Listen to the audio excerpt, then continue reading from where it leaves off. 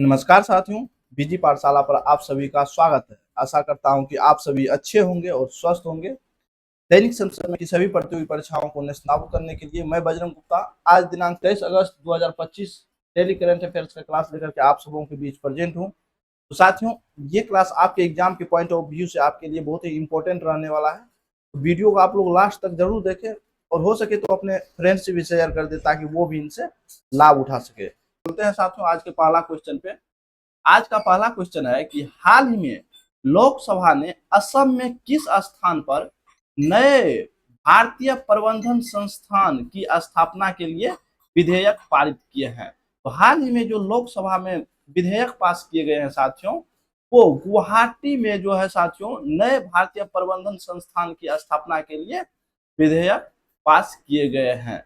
इससे related notes की बात कर ले साथियों, तो लोकसभा ने भारतीय प्रबंधन संस्थान संशोधन विधेयक 2025 पारित किए हैं। इसके तहत गुवाहाटी असम में जो है साथियों नया IIM भारतीय प्रबंधन संस्थान की स्थापना की जाएगी और यह कदम पूर्वोत्तर भारत में प्रीमियर प्रबंधन शिक्षा को बढ़ावा देने के उद्देश्य से उठाए गए हैं। यह निर्णय क्षेत्र के लंबे समय से चली आ रही मांग को पूरा करती है। तो यहाँ आप मैप में देख सकते हैं साथियों, ये रहा पूर्वोत्तर राज्य असम। नेक्स्ट क्वेश्चन है दोस्तों, ईरान ने सस्टेनेबल पावर 1404 मिसाइल ड्रिल किस क्षेत्र में आयोजित किए हैं। तो हाल ही में जो ईरान के द्वारा सस्टेनेबल पावर 1404 मिसाइल ड्रिल आयोजित किए गए हैं साथियों, वह उत्तरी हिंद महासागर और ओमान की खाड़ी इस क्षेत्र में आयोजित किए गए हैं। बात कर ले ईरान की साथियों, तो ईरान ने सस्टेनेबल पावर 1404 नामक मिसाइल ड्रिल उत्तरी हिंद महासागर और ओमान की खाड़ी में आयोजित किए हैं। यह ड्रिल जून 2025 के बाद 12 दिवसीय संघर्ष जो हुआ था साथियों जून में, उसके बाद ईरान की पहली बड़ी सैन्य कवायद माना जा रहा है। नेक्स्ट क्वेश्चन है 2025 में अहमदाबाद में आयोजित होने वाले प्रमुख अंतर्राष्ट्रीय खेल का आयोजन कौन कौन से है। प्रमुख अंतर्राष्ट्रीय कौन कौन से खेल का आयोजन 2025 में अहमदाबाद में आयोजित किए जाएंगे। तो बात कर ले राष्ट्रमंडल भारोत्तोलन चैंपियनशिप, एशिया एक्वेटिक्स चैंपियनशिप और AFC under 17 Asian cup qualifier. ये 3 अंतर्राष्ट्रीय खेल का आयोजन 2025 में अहमदाबाद में आयोजित किए जाएंगे। बात कर ले अगस्त में कौन सा खेल का आयोजन किए जाएंगे साथियों, तो राष्ट्रमंडल भारोत्तोलन चैंपियनशिप का आयोजन अगस्त 24 से 30 अगस्त के बीच इसका आयोजन अहमदाबाद में किए जाएंगे। और उसके बाद जो है साथियों एशिया एक्वेटिक चैंपियनशिप, इसका आयोजन का संभावना सितंबर अक्टूबर 2025 में माना जा रहा है। उसी प्रकार AFC under 17 Asian cup 2026 qualifier का भी आयोजन नवंबर अंत में 2025 में माना जा रहा है। नेक्स्ट क्वेश्चन है, किस फुटबॉलर ने 2025 में रिकॉर्ड तीसरी बार PFA player of the year का अवार्ड जीतकर इतिहास रच दिया है। इसका सही आंसर हो जाएंगे मोहम्मद सलाह। मोहम्मद सलाह ने 2025 में रिकॉर्ड तीसरी बार PFA player of the year का अवार्ड जीत करके इतिहास रच दिए हैं।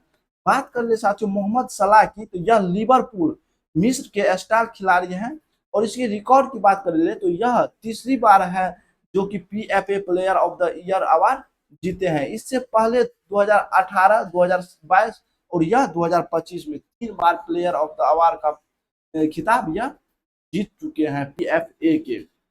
नेक्स्ट क्वेश्चन है कि भारत ने हाल ही में किस बैलिस्टिक मिसाइल का सफल परीक्षण ओडिशा के चांदीपुर स्थित इंटीग्रेटेड स्टेट रेंज से किए हैं। तो हाल ही में जो साथियों उड़ीसा के चांदीपुर स्थित इंटीग्रेटेड स्टेट रेंज से बैलिस्टिक मिसाइल का भारत के द्वारा परीक्षण किए गए हैं, तो वो अग्नि 5 का परीक्षण किए गए हैं। अग्नि 5 की मारक क्षमता की बात कर ले दोस्तों, तो इसकी मारक क्षमता जो है 5000 किलोमीटर से अधिक माना जा रहा है और यह एशिया और यूरोप के कुछ हिस्सों को भी इसमें कवर करते हैं।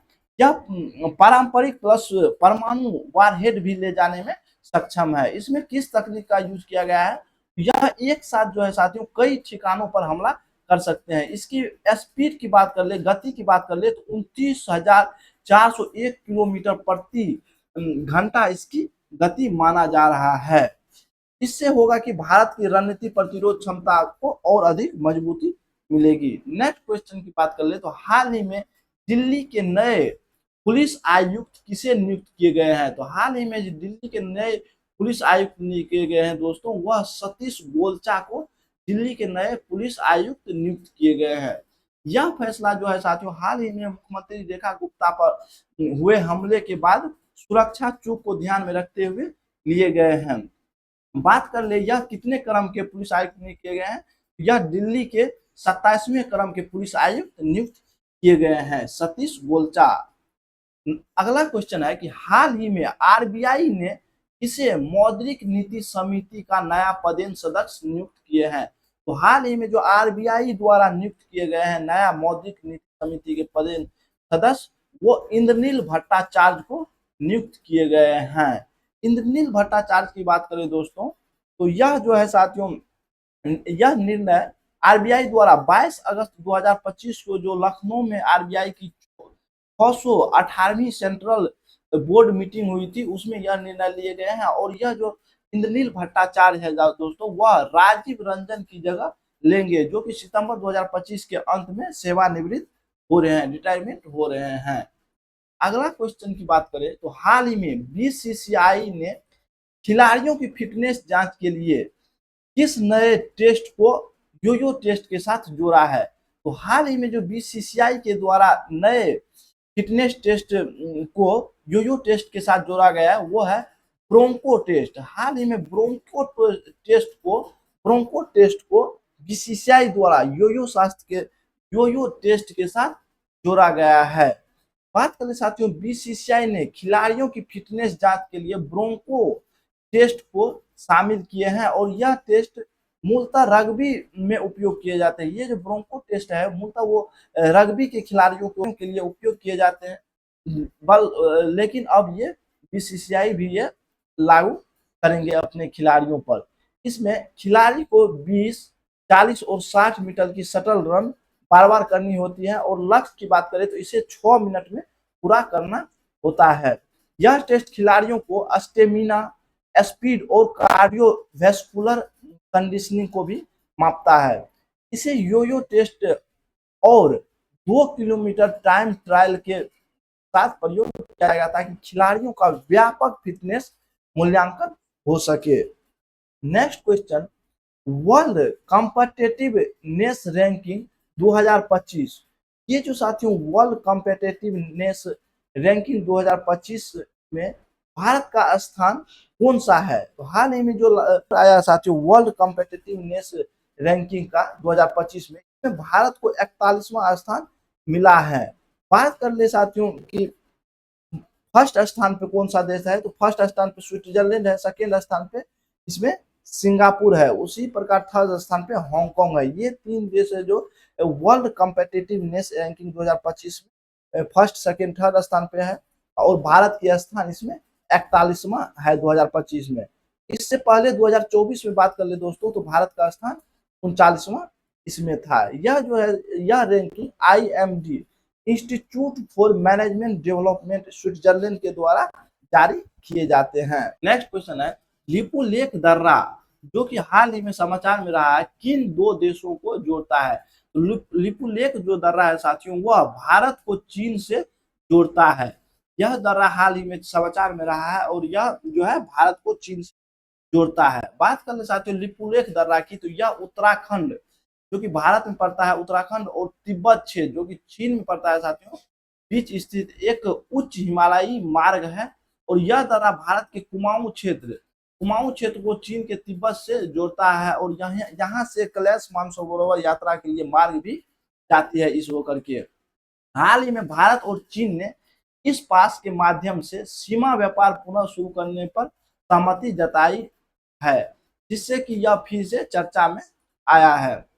बात करने साथियों उत्तराखंड में और कौन कौन से दर्रा पाए जाते हैं, पास पाए जाते हैं, तो माना पास, नीति पास, लिपुलेख पास, मोलिंगला पास, ये सभी जो है साथियों ये उत्तराखंड से होकर के तिब्बत तक जोड़ते हैं। और इसमें से कुछ जो है साथियों महत्वपूर्ण है कि धार्मिक दृष्टि से, कुछ रणनीतिक दृष्टि से और कुछ ट्रैकिंग या ट्रेड के लिए भी महत्वपूर्ण माने जाते हैं। आप मैप, भारत के मैप में आप साथियों देख सकते हैं, ये उत्तराखंड का क्षेत्र है और यहाँ लिपुलेख दर्रा पाए जाते हैं, जो कि भारत, चीन और नेपाल के बीच ट्राई जंक्शन के रूप में भी काम करते हैं।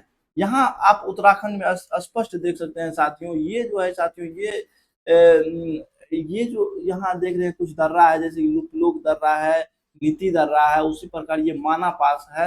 ये सभी जो है ये उत्तराखंड में ये दर्रा पाए जाते हैं और ये भारत को एक रूट के रूप में भी, भारत और चीन के बीच एक रूट के रूप में भी ये सभी जाने जाते हैं।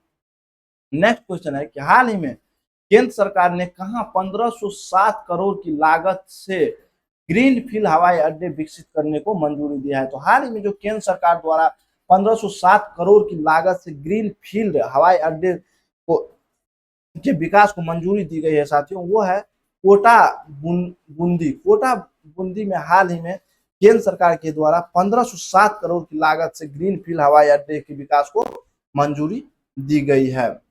ये जो कोटा बूंदी पड़ती है साथियों, ये राजस्थान में पड़ता है और हाल ही में केंद्र सरकार द्वारा 1507 करोड़ की लागत से यहाँ ग्रीन फील्ड हवाई अड्डे बनाए जाएंगे। अगला क्वेश्चन की बात करें तो हाल ही में दक्षिण पूर्व एशिया क्षेत्र में रूबेला से मुक्त घोषित होने वाला पहला देश कौन सा है? तो हाल ही में दक्षिण पूर्व एशिया में रूबेला से मुक्त घोषित किए गए हैं WHO के द्वारा साथियों, वह है नेपाल। नेपाल को हाल ही में रूबेला से मुक्त घोषित किए गए हैं WHO के द्वारा। वर्ल्ड हेल्थ ऑर्गेनाइजेशन ने 18 अगस्त 2025 को घोषणा की है कि नेपाल सार्वजनिक स्वास्थ्य समस्या के रूप में रूबेला से मुक्त करार दिया गया है। यह उपलब्धि नेपाल को WHO के दक्षिण पूर्व एशिया क्षेत्र में रूबेला से मुक्त घोषित होने वाला पहला देश बनाती है। यह रहा आज का डेली करंट अफेयर्स क्लास। आशा करता हूँ आपके एग्जाम के पॉइंट ऑफ व्यू से आपके लिए ये हेल्पफुल होंगे। अगर हेल्पफुल है साथियों तो हमारे वीडियो को लाइक करें और हमारे चैनल बीजी पाठशाला को आप लोग जरूर सब्सक्राइब कर ले, बेल आइकन को दबा ले ताकि आने वाला हर एक अपडेट आप लोगों को आसानी से मिलता रहे। मिलते हैं नेक्स्ट वीडियो में, तब तक के लिए नमस्कार। अगर आपको इसका PDF चाहिए साथियों, इस कंटेंट का PDF चाहिए तो हमारे Telegram channel current affairs by BG Pathshala को आप लोग ज्वाइन कर ले। वहाँ हम इसका करंट कंटेंट डाल देंगे, वहाँ से आप उसे डाउनलोड करके देख सकते हैं। तो मिलते हैं नेक्स्ट वीडियो में, तब तक के लिए नमस्कार, जय हिंद, धन्यवाद।